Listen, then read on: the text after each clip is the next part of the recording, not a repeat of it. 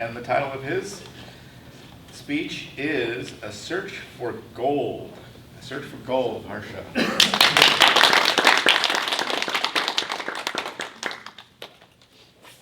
My brother and I decided to be adventurous and bold, so we decided to go and search for gold. We started our search in a seedy bar. We asked the locals, and they told us the man that we sought was named Pegleg Pete. With this information, we traveled to San Francisco Bay, to an invisible ship docked at Pier 39.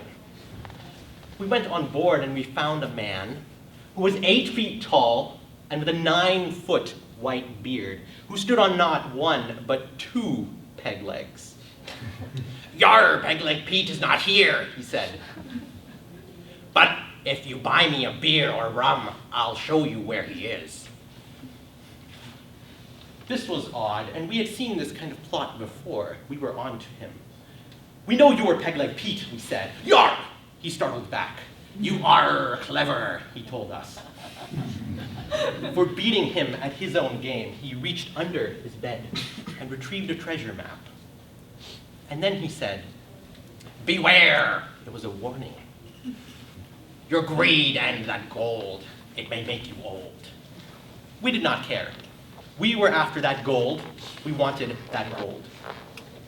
We looked at the treasure map. The first stop was a troll who lived under a bridge.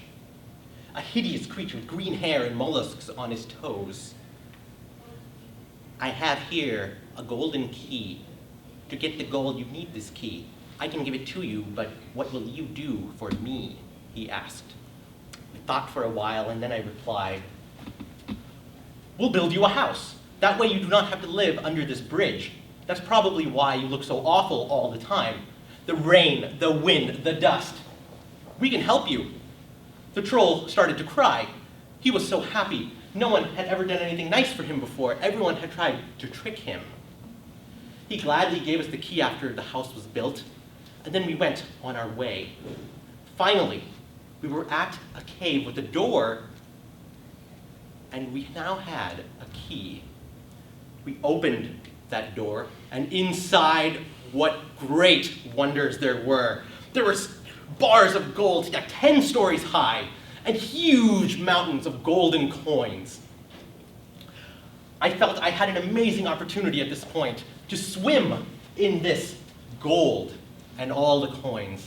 So I took a flying leap into all these coins, and then slam! Oh my God, my head! Oh my God, this is not like in the cartoons. I can't swim in this gold. Oh my God. It was so painful. But there was something else to worry about that I didn't realize at the time rather than my aching head, which was I had accidentally dropped my map.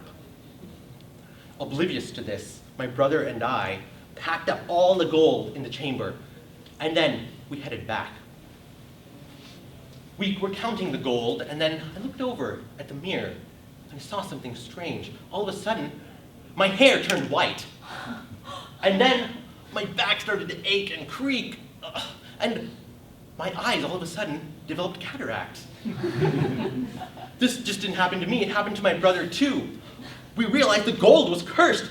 This was what Pegleg Pete was telling us about. The gold was making us old. We had lost the map. We couldn't find our way back. So we loaded up the truck with all the aging gold. And then we drove back to Pegleg Pete. "Yar, I told you so," he told us. He did. "You lads owe me a beer and rum." We bought him his beer and rum. And then we set sail and dumped all of that gold into the ocean. Instantaneously, we returned to our old selves. And Pegleg Pete as well. He was now still on 2 peg legs, but without his 9-foot white beard. It was now black. He dropped us off in San Francisco Bay. I asked, "Where will you go?" "Yar, to loot, to plunder." He hadn't learned his lesson, clearly. And I told my brother, "We've had an adventurous and bold day. But one thing that I've learned from this is that Money or gold might seem easy, but there may be some other price to pay. And with that, we went on our way.